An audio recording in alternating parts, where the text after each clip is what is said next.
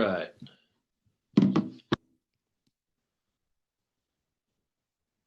I messed around with the settings, so let's hope I did it right. Looks like a bunch of you guys are in here. We'll give it another minute or so.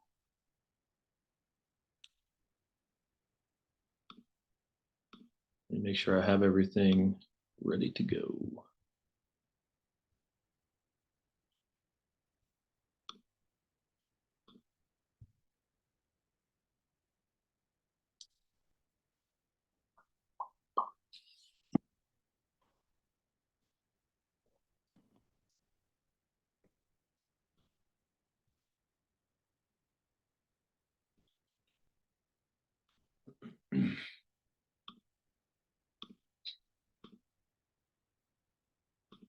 Okay, just a couple quick things as far as just region stuff goes. We've got Topeka in the house now under Sorgi. What's up, Topeka? So good work, Sorgi, getting another office. You guys have an awesome leader out there.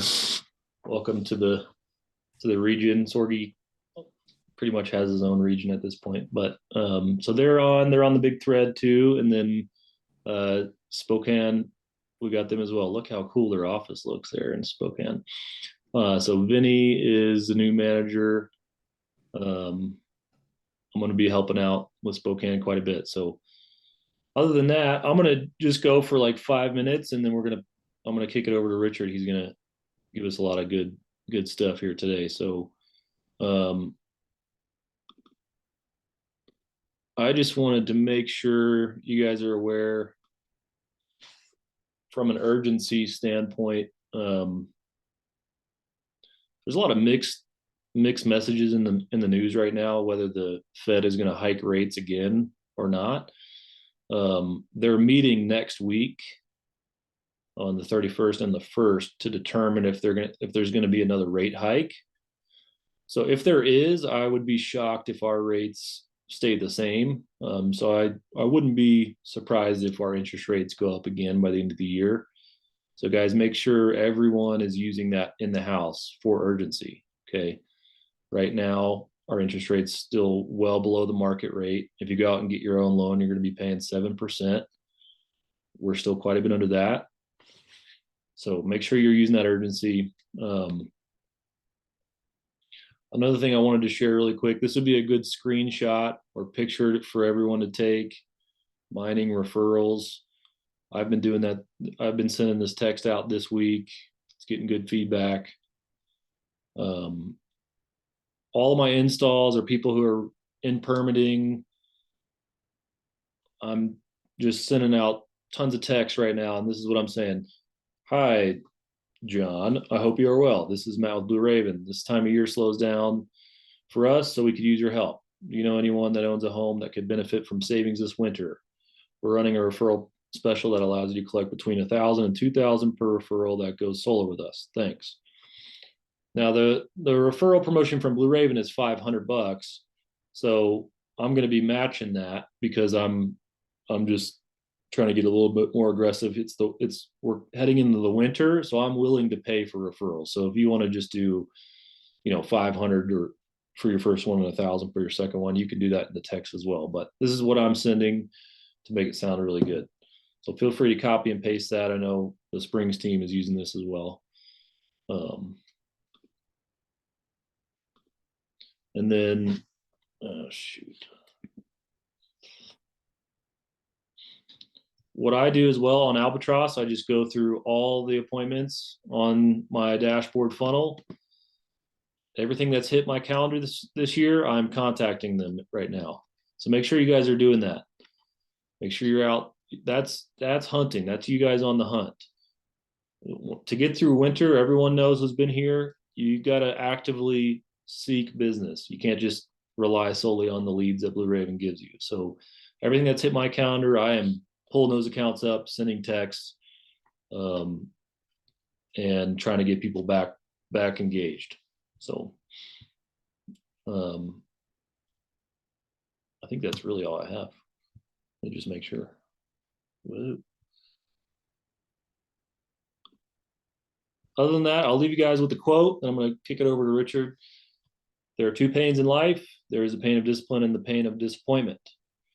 If you can handle the pain of discipline, then you'll never have to deal with the pain of disappointment. So get yourself dialed in, discipline wise.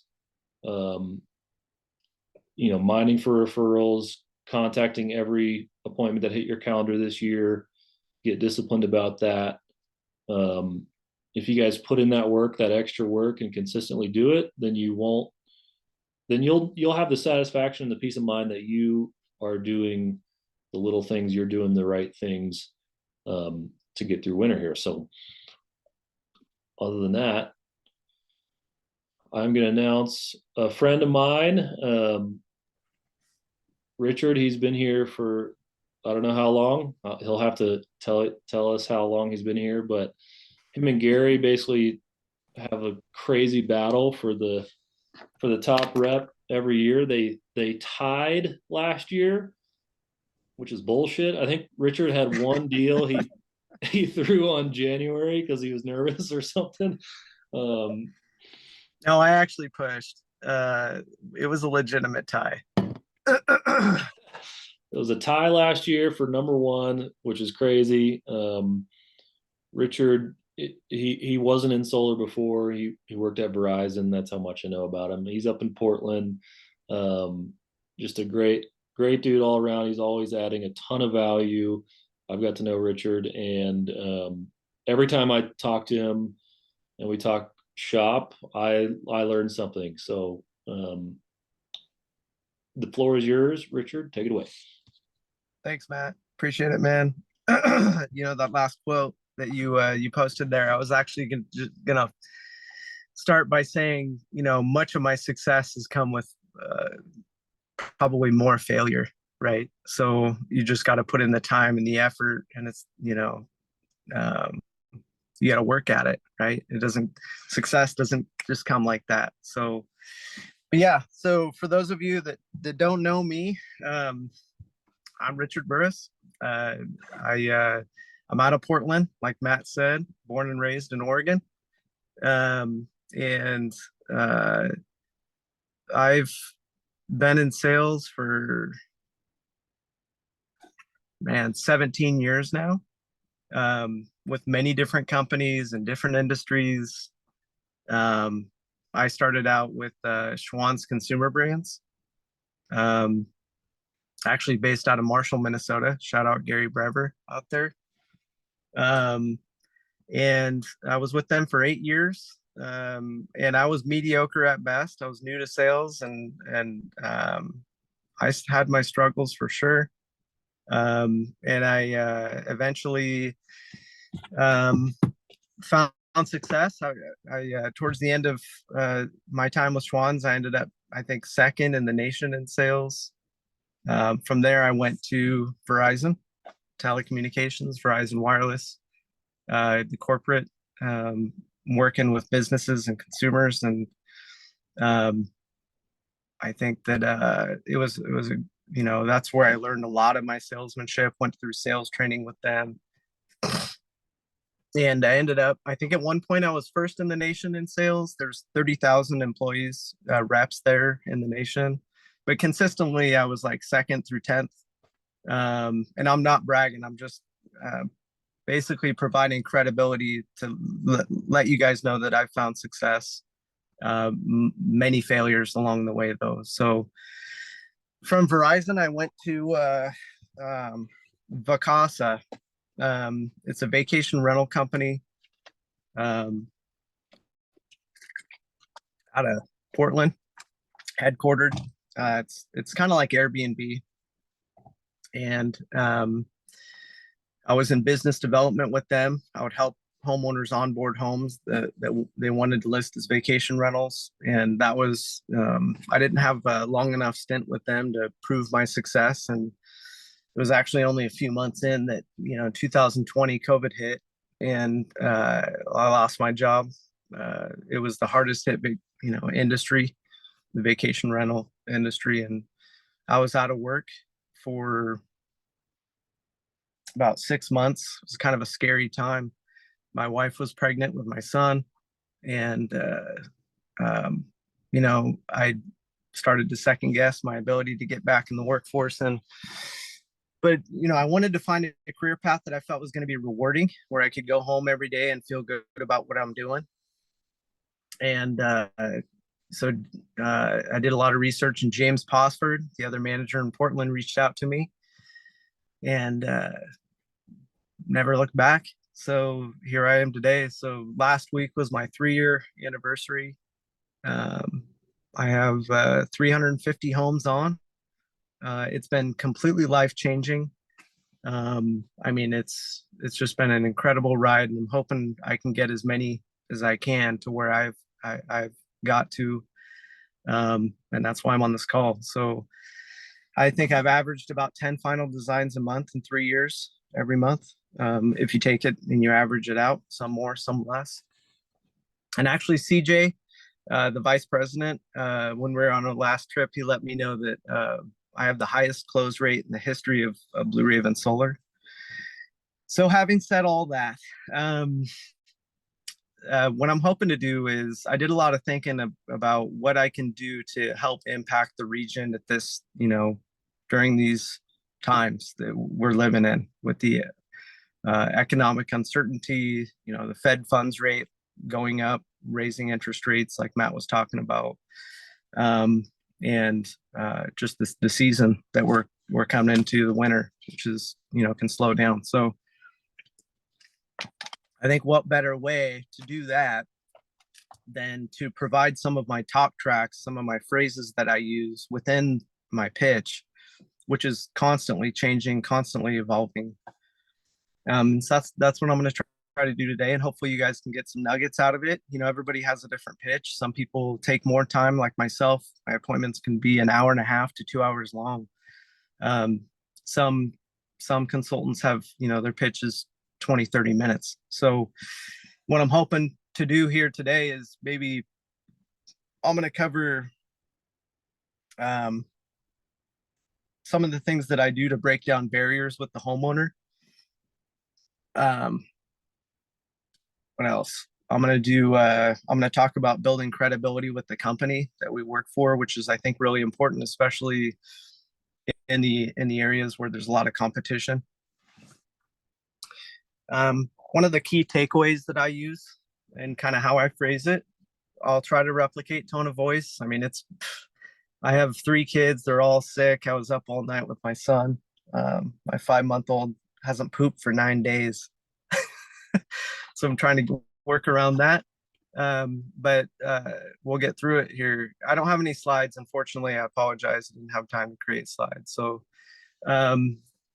and then setting expectations too. I think setting expectations is really important in these times that we're in right now. So having said that, we can kind of dive in here. So I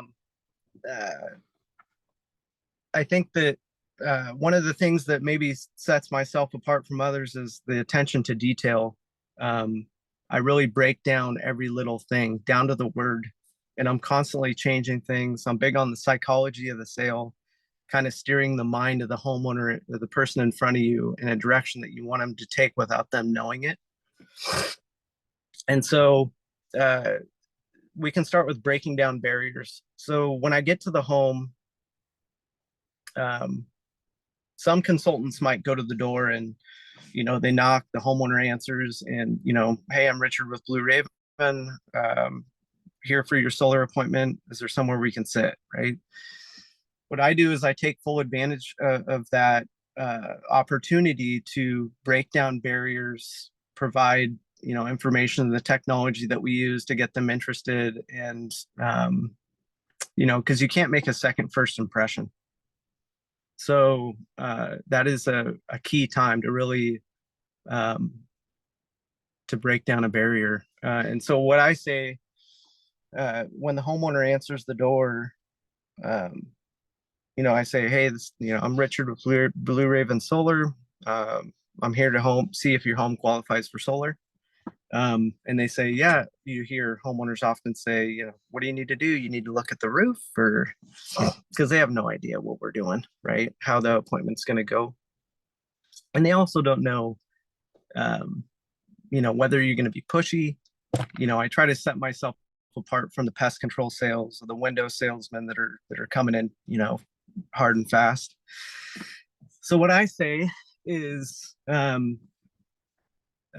yeah, so what we do today is we use Aurora. It's a satellite software for solar where we can see the exact pitch of your roof, the dimensions, the sun exposure throughout the whole year, factoring in all the seasons and shade to get an accurate read as to whether or not it even makes sense for the home and whether or not the home qualifies for this program. Um, so our satellite analytics team is working on your home right now. Is there somewhere we can sit inside? And I always get in the door. I guess it's the difference between, somebody reluctantly allowing you in the home and somebody welcoming you into the home, right? So um, letting them know that you're there to see if it makes sense. It really puts yourself on their side of the table pretty quickly. So that's how I get in the door pretty much every time. And then you've heard it from everyone. You've heard it from Matt and all the best sales. When you get in the door, you have to build some sort of connection quickly. And, I can't stress that enough. So, I mean, you're looking around to see, the pictures of the dog, or, that's really what you want to do. You want to talk about anything other than solar for as long as you can, because the longer you have that face-to-face interaction and you can build that bond, the better, right? The better the connection, and the more likely that you're going to be able to get a sticky book, right? Instead of selling the site survey. And sometimes it's not easy.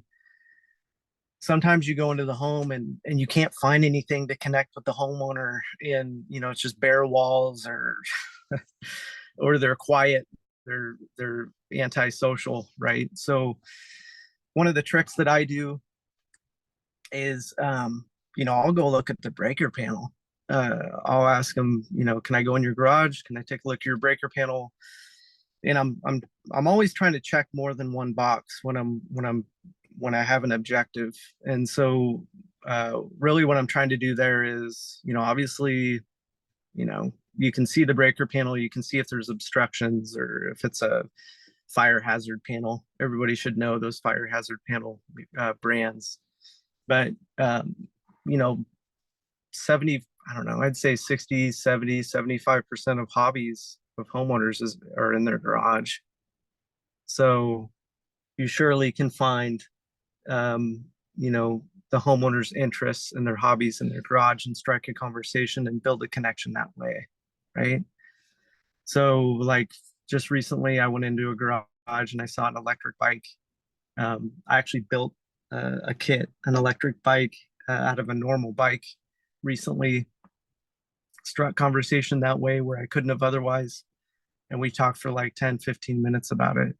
And we ended up sending links back and forth later on. And that's what you want to do. I mean, you've got to figure out a way to create some sort of bond. You want to get on their side of the table. My close at the end of my pitch is a recommendation. I'm not trying to force it upon them. We're big on, selling without selling, just education, right? And so if you can do that, I think you got an edge.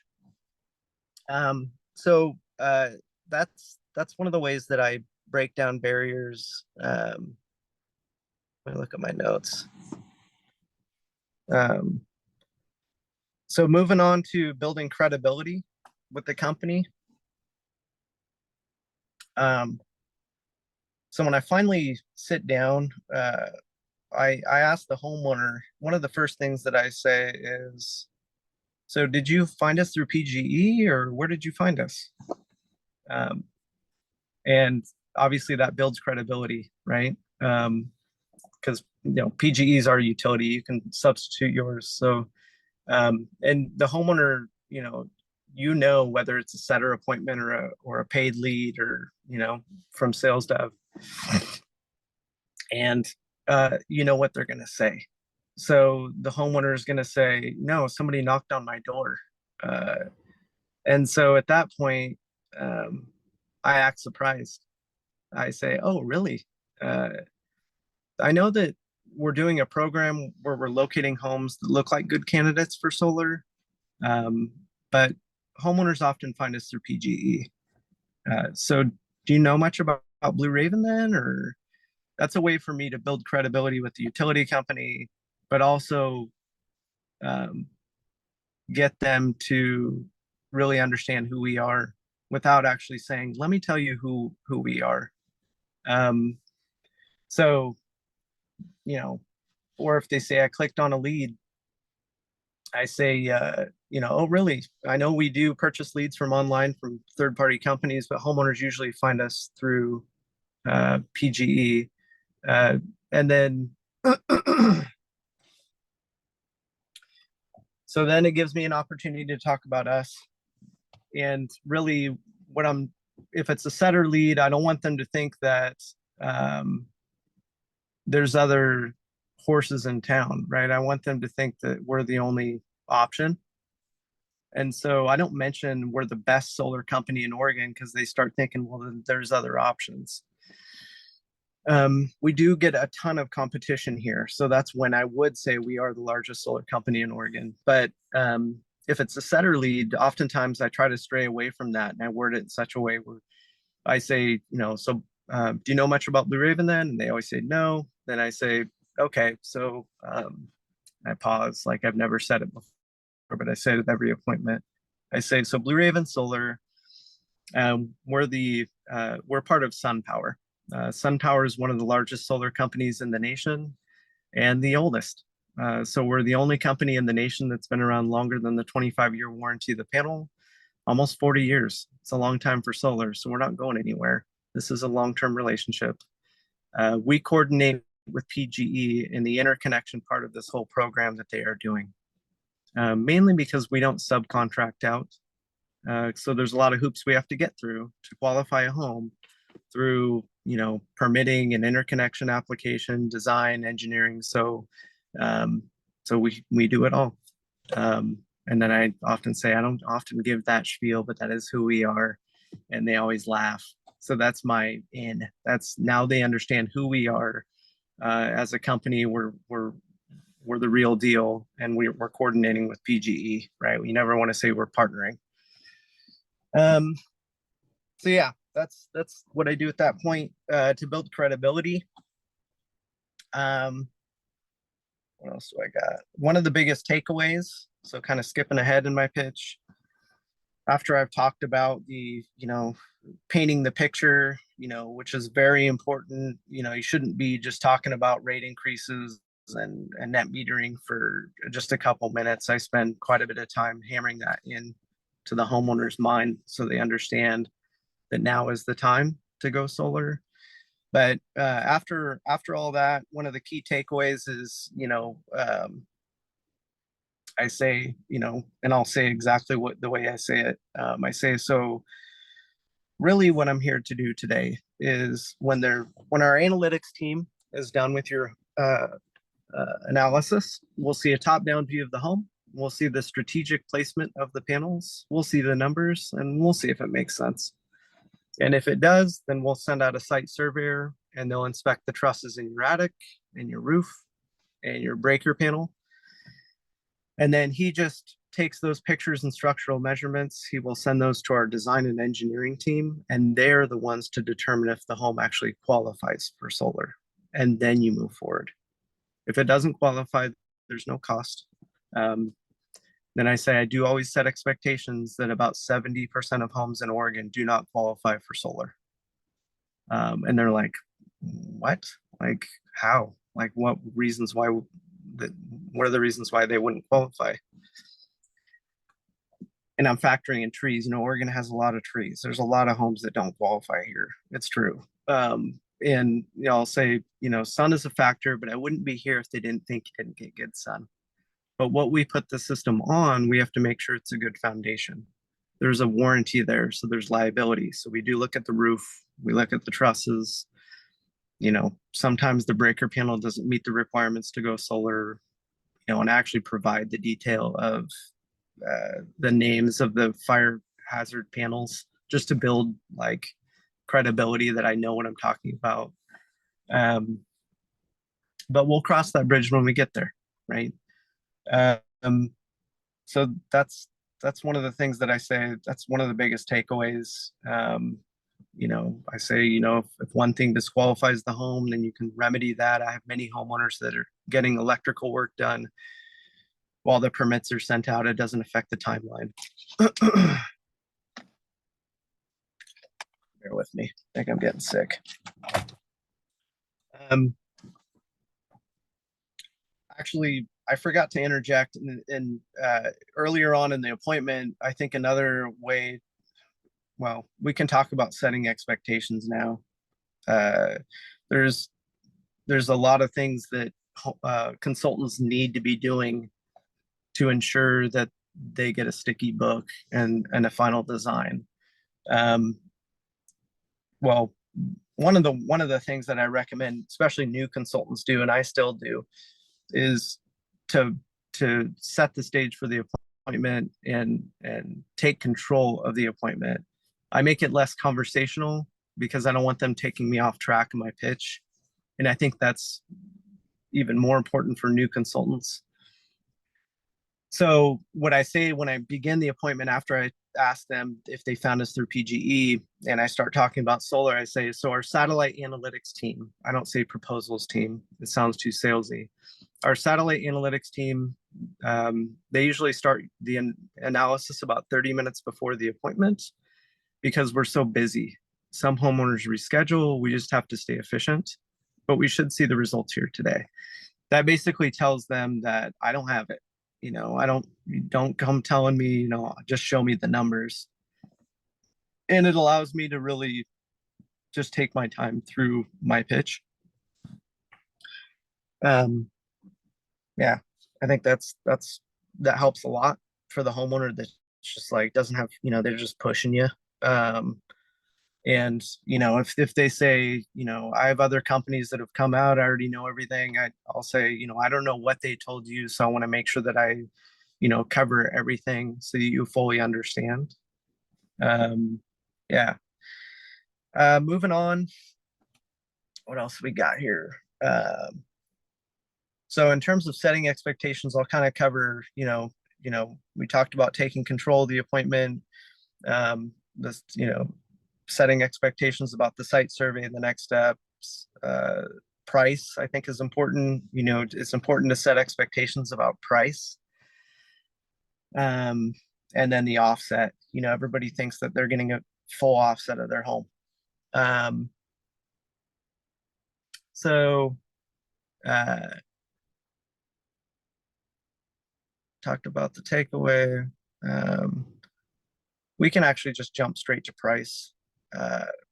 Matt, I don't know if you have that graph, if you could pull it up, because I can't take control of the screen, can I? Might mess the recording up. So which graph? Oh, you did. Just the graph. I sent you an email of the graph that I use. Oh, okay. In the appointment.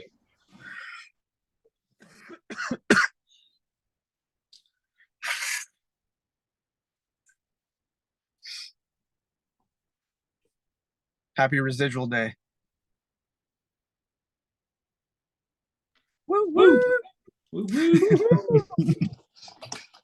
Let me get this full screen so you guys aren't reading all my emails here. At the end of this, guys, I'll open it up for questions for a period of time. You're so artistic. Well, this isn't what I show the homeowner. This is actually what I send in the follow-up email, but this is how I draw my graph. So if consultants aren't doing this, that aren't finding success, I highly recommend that you start drawing a graph. I think that the majority of the sale is made from a financial standpoint drawing this graph. So and I can talk through, do you want me to just kind of go through what I say when I draw the graph, Matt? Or do you want me to just, I'm going to talk about price, setting expectations of price, but um, I don't know. So when do you pull this graph out? After I've painted the picture um, of the utility rate increases, net metering, talking about, setting expectations about the site survey. So you're getting into like the solar solution, right? You're Right. starting, yeah. Okay. Yeah, this is the solution. So basically, I can go through it. It shouldn't take long. So I'll say now let's we'll cover the finances. So and I actually draw this out on a piece of paper because I want to leave it with them. Some consultants put it on like an iPad where they'll never see it again. But I want to like draw it out so they see it. And a lot of homeowners are like visual learners. So I think it's important. So I'll say, so there's two ways to go solar. There's the traditional way where you would just pay for the system up front, and you can. Um, is that what you guys were considering? Most homeowners finance. That right there is a way to figure out whether they're going to go cash or not. If they say, I don't know, it depends, then I might, provide like, I'd likely show cash. I'm selling about 50% cash now. But then I say the other option is where, and I pause and I say, really what our goal at Blue Raven and SunPower has always been to do has been to not only get the homeowner into a position where they can make a vote, make an environmental impact if they want to check that box, but also get it, get away from the monopoly that is the utility with no money down and to have your net monthly expenses not really even change a whole lot. That is our goal, right? So then I say, I drew out this graph. So if this represents time and this represents your utility, and actually figure out what their utility is. I don't generally recommend asking the homeowner, what do you pay for your utility? Because oftentimes it can be lower than what it actually is. It's important. So I'll actually calculate it out. And there's a way to do that. If you don't know, you can reach out to me. It's pretty simple. But you also want to factor in the rate increase that's coming in 2 months. So we're getting a pretty stiff rate increase. So I'm factoring that in to make it more of a bill parity, more of a bill swap, right? But I'll say this represents time, this represents your utility, and this is your PGE. Every year, the utility raises their rates. The last 10 years, rates have gone up about 3.5% per year. If you take that compounded, rates are up about 40% in 10 years. But inflation is here. And the price of energy is going up faster than everything else is going up. So I talk about our particular rate increases with our utility. We got a 10.6% rate increase this year, 7.6% last year, and an ongoing annual rate increase of 10% or higher moving forward because of the infrastructure development that's required because of the electrical demand and new construction and electric vehicles. I talk about all that stuff in my pitch. So it's safe to say that rate increases are increasing, and a 10% compounded rate means a doubling of your rate today in 7 years. So all we're doing really is we're just taking as much as we can, that's key, of what you're throwing your money away to that's going up every single year, and redirecting that towards a fixed inflation protected payment towards owning your own power. And then I start giving analogies. So I'll say it's kind of like, renting a home versus owning a home. When you rent a home, you're kind of throwing your money away and you're subject to the rate increases the landlord has to impose because of raising costs. When you own your home, you're building equity and ownership of that home, usually at a fixed rate with a fixed payment.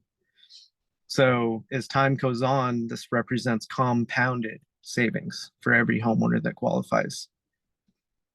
I say it's inflation protection. I just keep hammering it into their mind, right? I spend a lot of time on this part. I also gave the analogy of gas, right? Everybody hopefully does that. I think it's one of the best ones. If I tell them, so I grew up in Troutdale, Oregon. I graduated from high school in the year 2000, and I got my first car then. And I remember it was a milestone that year where it was the first time ever the price of a gallon of gas crossed $1 per gallon. Everybody was upset. And they're like, oh yeah. Or I remember when gas was 25 cents, right? And then I'll say, so the power of inflation, right? And then I tie it into solar. So I'll say, so imagine if you could have locked in a portion of your gas, just setting expectations about partial offset for around $1 per gallon, because our cost, we don't get as much sun and our monthly payment is higher. I'm guessing that's similar around the nation or in the region. So our solar payments about 30-40 bucks more per month than what their PGE utility is. So I'm really planting that seed, right? I'm setting the expectations that the monthly payment's going to be a little bit higher. A portion of your gas for around $1 per gallon, if you could have locked in your gas for around $1 per gallon, would you have done it? And they say, absolutely, right? So I'll say that's exactly what we're doing with no money down. We're just replacing. I constantly say replace, redirect, you know, um, my mind's drawn a blank. I use certain words all the time to kind of instill in their mind. So, and then I pull up, oh, I forgot to send it to you, but there's a utility cost calculator where you can put in their rate and then you can change your rate increase every year with the utility, and it'll show them how much their rate. It's important to show them what their rate's actually going to look like instead of just drawing a graph. And I can send it to you, Matt, and you can send it out if people don't have it. But it shows like how quickly their cost of electricity is going to go up, and then how much money they will throw away in electricity costs over those periods of time. 1 year, 5 years down the road, 10 years. And that's when it clicks, really, for me. I feel like that's when the homeowner really realizes the impact solar can make on their finances, right? So then setting expectations about the offset. I always say right there before I show the proposal, I say, always set expectations. And this is important, that based on your utility consumption, we try to put up a system that is designed to offset as much power as we can of what you're throwing away. Sometimes we're able to achieve a 25% replacement of your power annually. Sometimes we're able to achieve a 50% replacement offset of your power. It just depends. And when I say that, I've already looked at the proposal, and I know what their offset's going to be. So if it's 60%, then I'll say, or say it's 50%, then I'll give examples of 25% offset and a third, 33% offset. It'll always be lower, so that when they see the proposal, they're going to be excited because it's higher than the example I gave. But, I tell them, let's say it comes back as a, I don't know, 33% offset. Well, it still makes sense. Obviously environmentally, but financially, if you're effectively reducing and extracting a third of the power you've been throwing away and replacing, what utility costs it's going up, a third of it towards ownership. If you could have locked in a third of your gas at around $1 a gallon, everybody would have done it, right? They're like, okay, yeah, I get it. And so then they realize that even though it's not a full offset, like we don't always get full offset here in Oregon. It's okay. Anything that they can get with the inflation that we're about to see is going to help, right? And then price. So I drew that graph. Matt, are you still on here? I drew that graph, and I point to the left-hand corner of the graph where it starts out a little bit higher than what their utility was, and I set that expectation.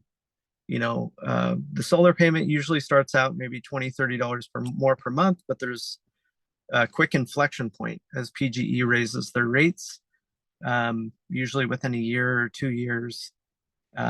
not only have you put a bank account on your roof, but you're building equity, and your monthly payment is less at that time, and it's just savings from there on. And then, um, yeah, let's see, what else do I got?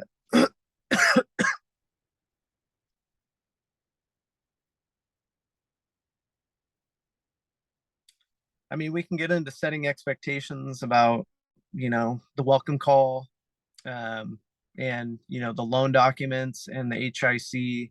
I don't know how much time we have, Matt.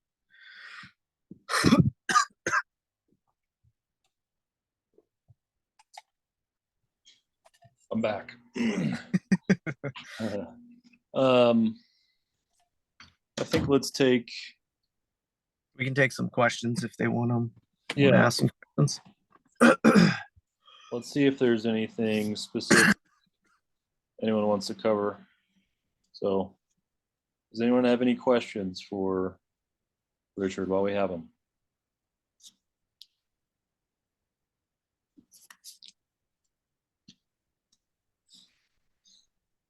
I think Or about anything. If anybody has any questions about how I do anything or yeah. any part of the sale.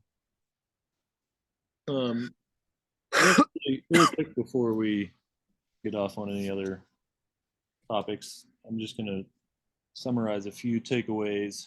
So, breaking down barriers, the satellite analytics team is analyzing your roof to see if it makes sense. That is super powerful. And then make a connection right away when you're in the home, make a friend, make a recommendation. I like that. Make a friend, make a sale. Everyone's heard make a friend, make a sale. Make a friend, make a recommendation is Richard Burress. That should be your tagline, Richard. Um, credibility. Did you find us through PG&E or where'd you find us? I love that. We're the only company that's been around for longer than the 25-year warranty, 40 years. It's a long time. I love that. We coordinate with the utility for interconnection, permitting. We do it all in house. And then what you did with lots of homes aren't qualified due to shading or your roof or electrical. Like that is a super powerful. We call that a pullback. So the customer's kind of visualizing like they might not be able to get it. So that is also called scarcity. And anyone who's ever done sales training or read sales books, scarcity is very, very powerful. So the more that someone feels like they might not be able to get it, the more they want to have that, right? It's human nature. Exactly. So, Yeah. I want to get them thinking that, it's not a matter of do I want solar or not. By the end of it, it's, I hope I qualify. I hope what does it take? Right. Yeah, for sure. okay. We got a couple things in the chat here. That's good. You guys can keep leaving stuff in the chat. Cash graph. I don't think we have a cash graph really. Damien asked, do you do a one touch or two touch? What's your approach, Richard? Yeah. For efficiency's sake, I generally do one touches. Now, obviously, if it's a one legger, especially the one that's not a decision maker, obviously I'm going to be a two touch, and I'm just going to touch bases with them and then schedule a follow up, to go over the results and go through the majority of my pitch on the second touch. In terms of cash, I mean, I have a way to break down cash, but it's going to take some time. But if anybody's interested, they can reach out to me. I kind of I talked to you about it, I believe, and Michael Sorgi out in Utah kind of broke down how to explain the annual rate of return of cash, and while and also how I fully believe that solar is one of the best investments today. A lot of this is truly believing in the product, and that's going to get you pretty far. if you don't trust in the product or believe in the product, then you're going to have problems. So, yeah.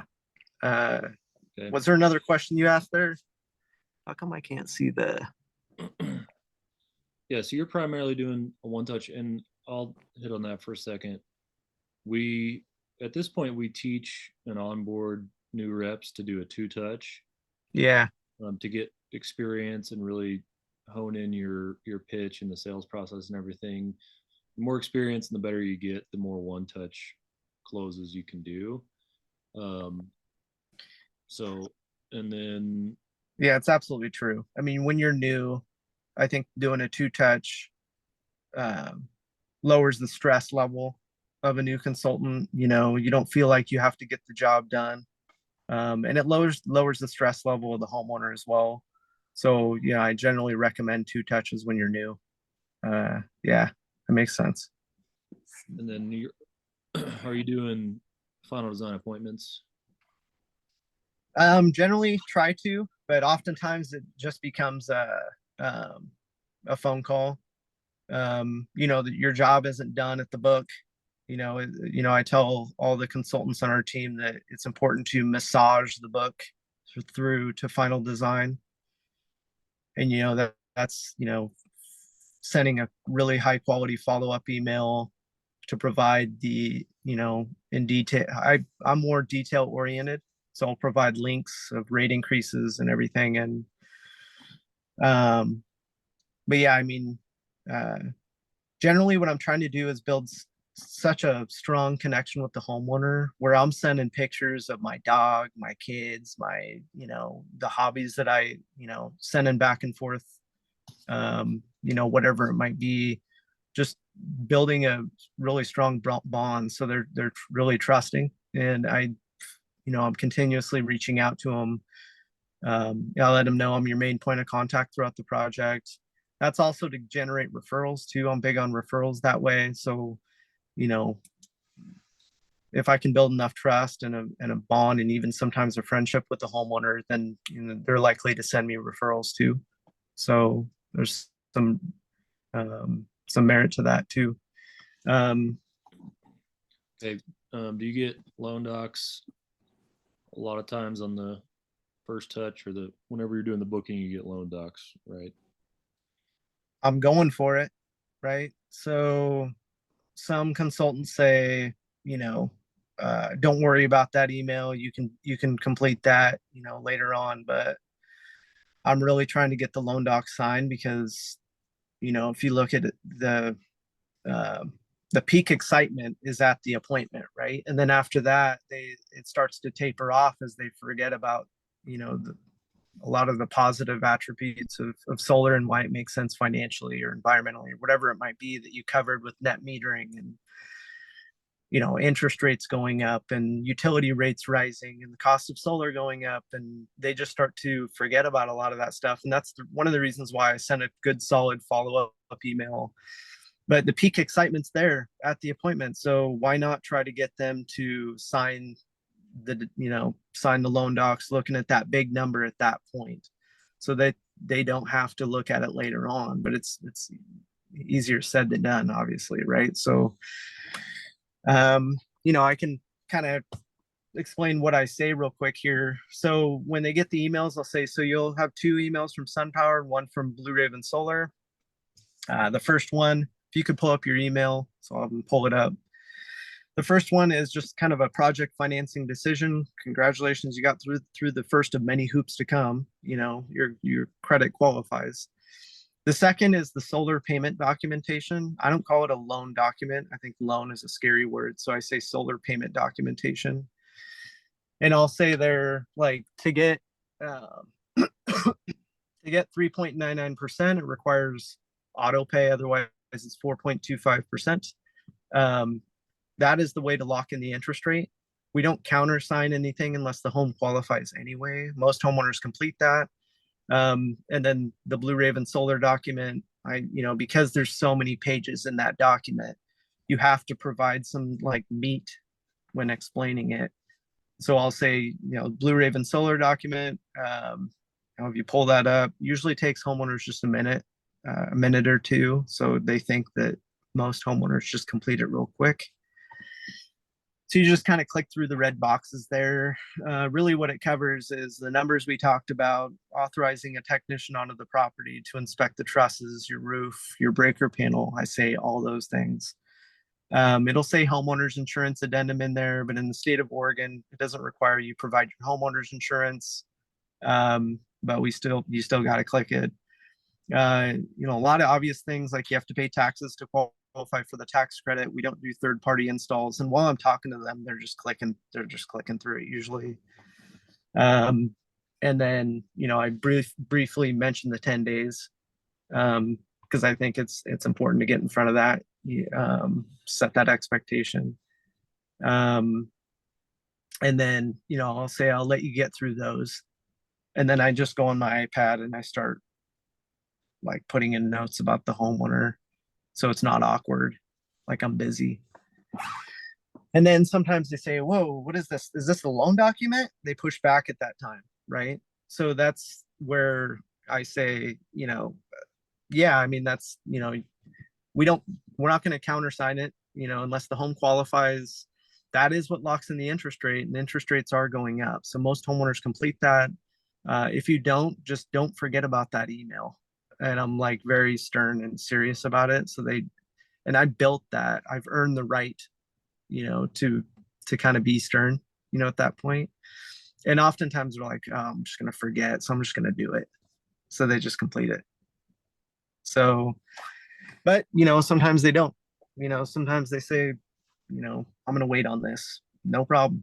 I don't want to be pushy. So everything that I said there, hopefully you guys kind of got that I wasn't pushing it, right? I try, they push back, and I give it one more shot, and I kind of scare them,